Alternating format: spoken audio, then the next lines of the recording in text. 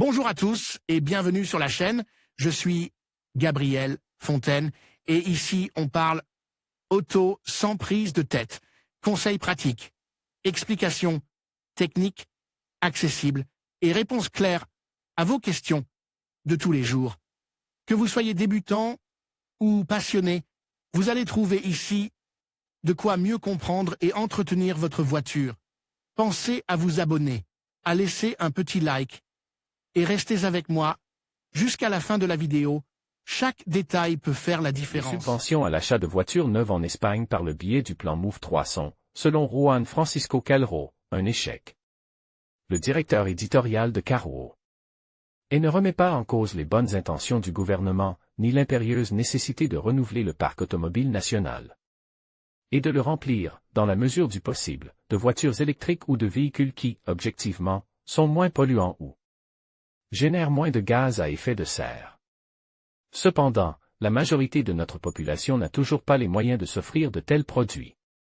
De nombreuses personnes envisageraient d'acheter une voiture moderne portant le label C en mettant leur ancienne voiture à la casse.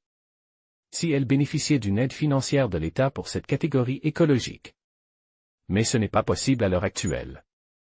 Le manque d'unités disponibles, dû à la pénurie de puces et de certains composants essentiels, a conduit à donner la priorité à la construction et à la vente de véhicules, zéro émission, et aux modèles présentant les marges bénéficiaires les plus élevées pour chaque constructeur, généralement les plus chers et les plus grands.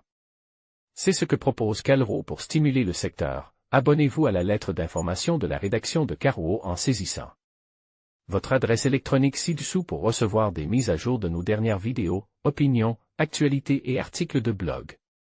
Vous pouvez vous désabonner de ces courriels à tout moment. En vous inscrivant, vous acceptez les conditions générales ainsi que notre politique de confidentialité. En conclusion, les propositions de Jean-François Calro pour stimuler l'achat de nouvelles voitures soulèvent des questions cruciales pour le gouvernement.